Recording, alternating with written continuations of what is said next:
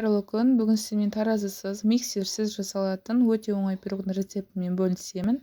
Ең алдымен бір жұмыртқаны алып, жақсылап араластырып аласыздар. Осындай кесенің көмегімен жасаймыз. Бір кесе қатығымызды, бір кесе қантымызды, бір кесе мани кашамызды қосып, жақсылап араластырып, 10 минутқа бетін жауып қоясыздар. Каша ісіну үшін. 10 минуттан кейін алып, үстіне ұн қосасыздар. Бір кесе. Жарты шай қасық қопсытқыш, бір шай қасық корица. Корица қалауларыңызға қарай қоссаңыздар болады.